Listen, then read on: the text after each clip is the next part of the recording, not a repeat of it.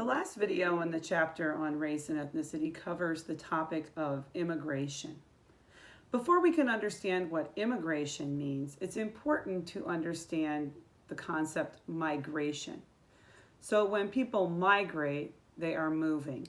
I know it sounds like we're talking about birds here, right? But humans migrate too. When you got up this morning and you went to work, you migrated. When you traveled to see your grandparents in Florida, you migrate. If you move across the country to go to California to college, you have migrated. So migration is just a term for the movement of people.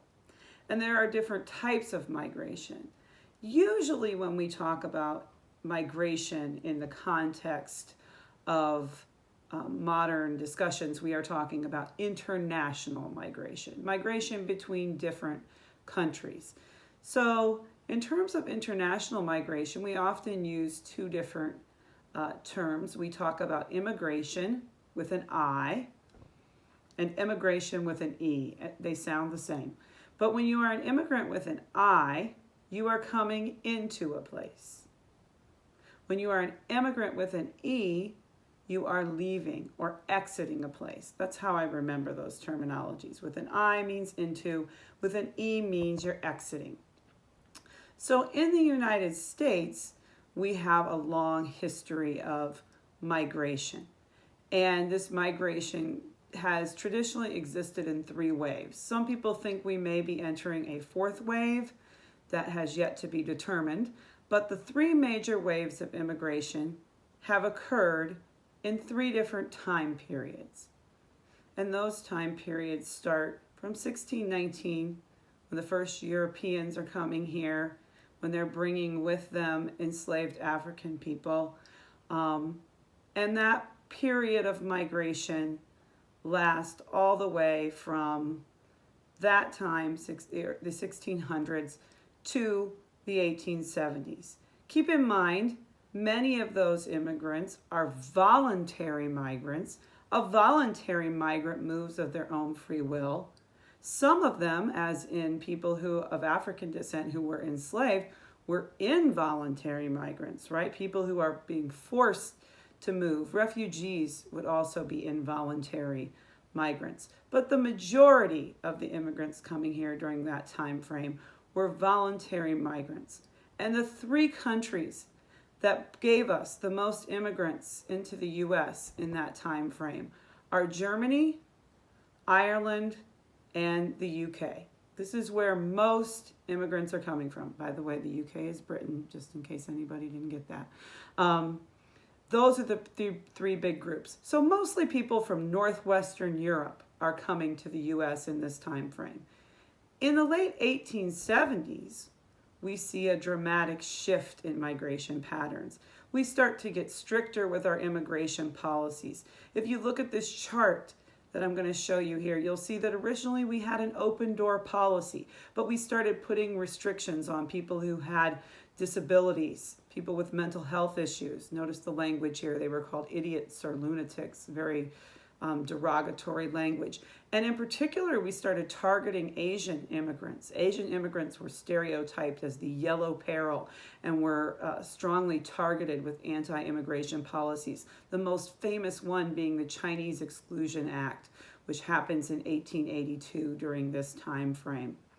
And these laws start to get stricter and stricter until we reach 1924 when we pass the National Origins Act. And the National Origins Act was a very strict law that put in quota systems that eventually gave preferences to Northwestern Europeans. During this time period, from the late 1870s to the 1920s, most of the immigrants who were coming here were coming from European countries. There were some coming from Asian countries, but the bulk were coming from South and Eastern Europe. So places like Italy, places like Poland, Romania. So we see Southeastern European immigrants often being the target of some of what we would call nativism, this idea that immigrants weren't real Americans.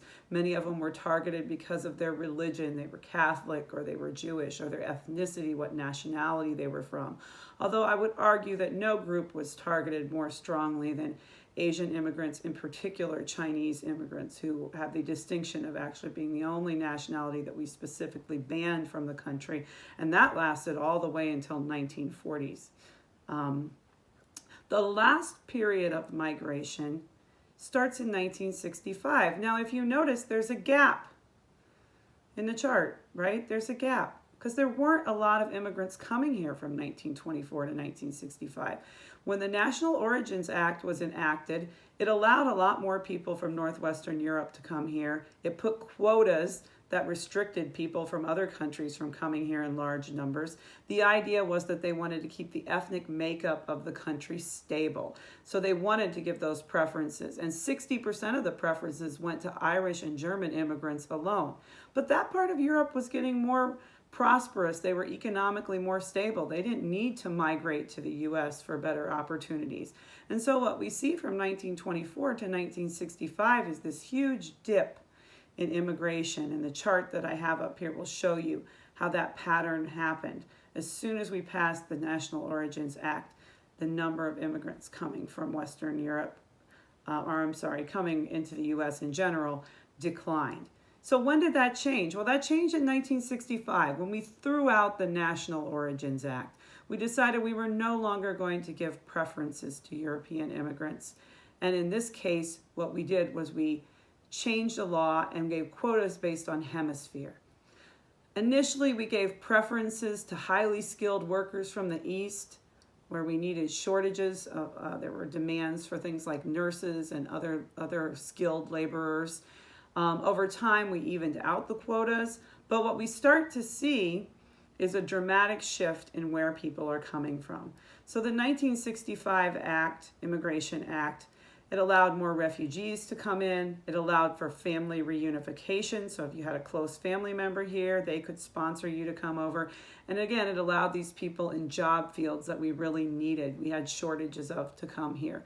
And so what we see is this pattern where now immigrants weren't coming from Europe anymore.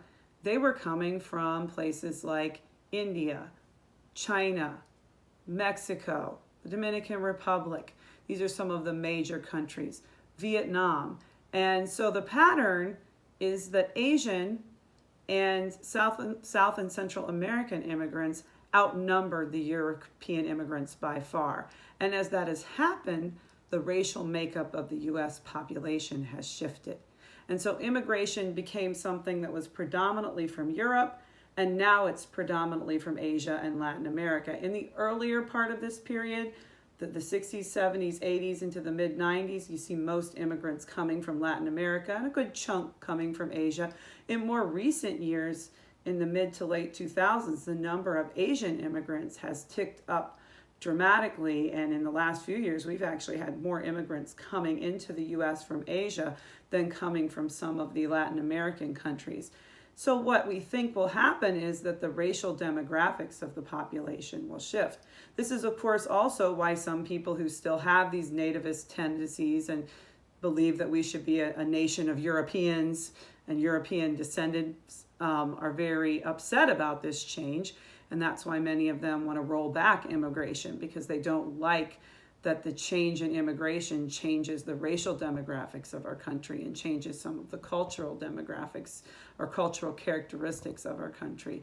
It's a very anti-multicultural ideology if you're thinking about those concepts. So again, we've had 3 major waves of immigration in this country. Remember the difference between the waves, immigration with an I and immigration with an E, and the difference between voluntary and involuntary migrants. You should also think about who is coming here during these waves. What groups of people were most common in each wave?